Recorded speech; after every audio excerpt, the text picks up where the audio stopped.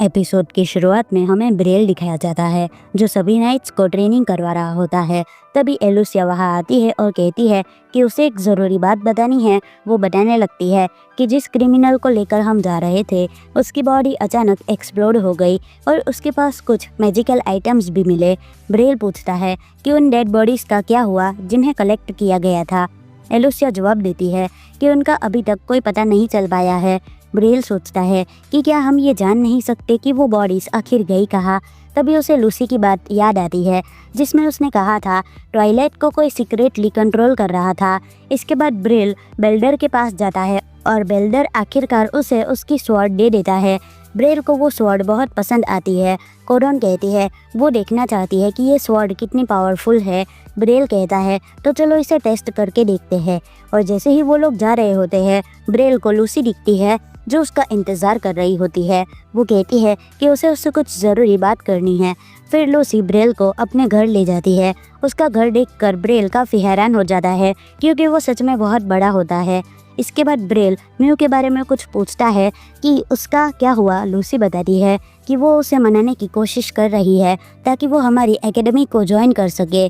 फिर जब वो लोग घर के अंदर आते हैं तो वहाँ एक और आदमी बैठा होता है। ब्रेल उसे पूछता है कि वो कौन है। वो चर्च का प्रीस्ट होता है जो किसी और जगह से आया होता है। ब्रेल पूछता है कि आखिर वो वहाँ से क्यों आया। लूसी बताने लगती है कि ट्वाइलाइट के आसपास जितनी भी मैजिकल एसेसरीज मिली थी वो सब उसी जगह से मिली थी। और इब्रोई भी बताता है कि ट्वाइलाइट को वो एसेसरीज एक आदमी ने दी थी और बदले में उससे कई सारी डेड बॉडीज़ कलेक्ट करने को कहा गया था। और इसके बाद ब्रेल सोचने लगता है कि आखिर वे सब डेड बॉडीज़ को क्यों कलेक्ट कर रहा है। इब्रोई बता रहा है कि ये मिरेकल के लिए हो रहा है। लूसी भी क्लियर करते हुए समझाती है कि मिरेकल का मतलब मैजिक होता है। हम मैजिक को मिरेकल कहते हैं। इब्रोई बोलता है कि ऐसा कहा जाता है कि मिरेकल भगवान कहते हैं, लेकिन सच कहूँ तो मैं इन बातों पर ज़्यादा विश्वास नहीं करता, मगर ये बातें अपने लोगों के सामने नहीं कह सकता। वे सब इन सभी डेड बॉडीज़ को इसीलिए कलेक्ट कर रहा है ताकि वो इन पर रिसर्च कर सके। इसके बाद लूसी बताती है कि वे सब अभी लिबरस किंगडम में है और वहाँ उसे पूछताछ के लिए बुलाया जाना था, लेकिन अगर वो ऐसा नहीं करता और वहाँ से भाग भी जाता है तो हम उसका कुछ नहीं कर सकते क्योंकि हम एक तरह से मजबूर है। इब्रोई बोलता है कि अगर यहाँ कोई भी प्रॉब्लम होती है तो मैं चाहता हूँ कि तुम उसे पकड़ो। ब्रेल बोलता है मुझे पहले से अंदाज़ा था कि तुम यही कहोगे। लूसी भी बताने लगती है अगर नाइट्स या आर्मी चर्च के खिलाफ कुछ भी कहती है तो ये एक बड़ा मुद्दा बन सकता है और इसीलिए हम कुछ नहीं कर सकते। इब्रोई भी यही मानता है, लेकिन कहता है कि तुम एक तरह से ओपन होकर मूव कर सकते हो और इस पूरे मामले की जानकारी एलुसिया को भी अच्छे से पता है। इसके बाद ब्रेल सोचने लगता है कि इसी वजह से वो म्यू की बहन की बॉडी भी ढूंढ सकता है और शायद इसी तरह म्यू मूव ऑन भी कर पाए। और इसके बाद ब्रेल मान जाता है और लूसी बोलती है इसके लिए हम तुम्हें एक अच्छा रिवॉर्ड भी देंगे। इसके बाद ब्रेल वहाँ से निकलने लगता है। तभी उसे दरवाजे पर म्यू दिखाई देती है। ब्रेल खुशी से बोलता है कि लग रहा है ये लोग तुम्हारा अच्छे से ध्यान रख रहे हैं। म्यू बोलती है मुझे ये समझ नहीं आ रहा कि आप लोग मेरे सामने इतना अच्छा क्यों बन रहे हो। फिर वो बताने लगती है कि हमारा फ़र्ज़ बनता है बच्चों का ध्यान रखना। म्यू कहती है मैंने तुम्हारे पैसे चुराने की कोशिश की थी, फिर भी तुमने वही पैसे मुझे दे दिए और अब भी मुझसे अच्छे से पेश आ रहे हो, यहाँ तक कि मुझे स्कूल भेजने तक का सोच रहे हो। वो पूछती है तुम सब मेरा इतना केयर क्यों कर रहे हो, प्लीज़ मुझे बताओ। ब्रेल कहता है ये अभी हमारे बिहेवियर को लेकर बहुत कंफ्यूज्ड हो गई है। वो कहता है तुम अभी बहुत छोटी हो और सच कहो तो तुम्हें इन सब चीज़ों के बारे में सोचना नहीं चाहिए, तुम्हें बस अभी एंजॉय करना चाहिए। मैं बोलती है मुझसे ऐसे बात मत करो जैसे मैं कोई बच्ची हो। ब्रेल कहता है तुम चिंता मत करो, यह कोई तुम्हें धोखा नहीं देगा, तुम चाहो तो अपनी फीलिंग्स को एक्सेप्ट कर सकती हो। म्यू पूछती है क्या मैं तुम पर भरोसा कर सकती हूँ, क्या ये मेरे लिए सही रहेगा। ब्रेल बोलता है हाँ तुमने बिल्कुल सही कहा, तुम्हारे पास अभी भी पूरा फ्यूचर है और सच कहूँ तो तुम्हारा फ्यूचर मुझसे कई ज़्यादा ब्राइट और अच्छा होगा। उसके बाद ब्रेल कहता है अगर अभी भी मेरी बात पर भरोसा नहीं हो रहा तो तुम जब बड़ी हो जाओगी तब तुम मुझे एक बढ़िया डिनर करवा देना। इतना कहकर ब्रेल वहाँ से चला जाता है। फिर रात का सीन दिखाया जाता है जहाँ विशब भागने की कोशिश कर रहा था। ये सब ब्रेल देख रहा होता है। फिर वो उसके पीछे निकल पड़ता है, लेकिन अचानक ब्रेल के सामने एक आदमी आ जाता है और वो वही और भी नाइट्स को बुला लेता है। वो उन सभी नाइट्स को ब्रेल पर अटैक करने को कहता है और खुद वहाँ से चला जाता है।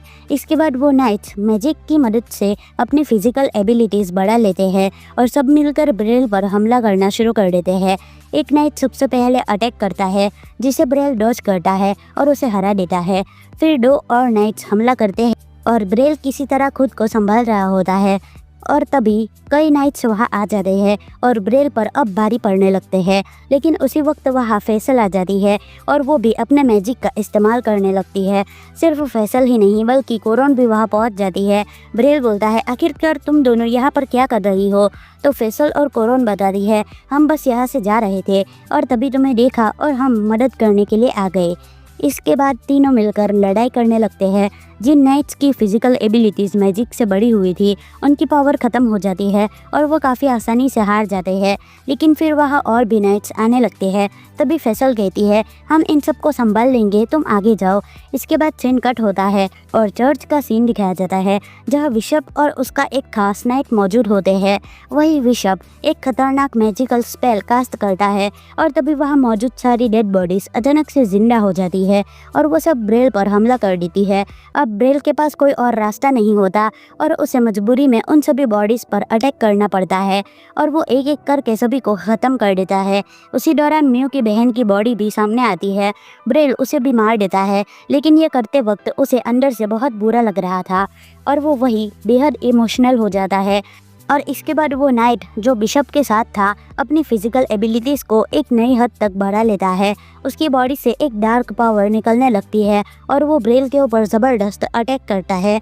ब्रेल काफ़ी मुश्किल से खुद को डिफेंड कर पा रहा होता है और वो नाइट सच में उस पर भारी पड़ रहा था। एक अटैक में तो ब्रेल की गहरी कट भी लग जाती है जिससे उसका खून बहने लगता है। लेकिन ब्रेल फिर भी हार नहीं मानता और वो फिर से काउंटर अटैक करता है। नाइट उसका पहला अटैक डॉज कर लेता है और पलट कर हमला करता है। लेकिन ब्रेल भी चौकन्ना था। वो नाइट का हमला डॉज करता है और तुरंत पलट कर फिर से वार करता है।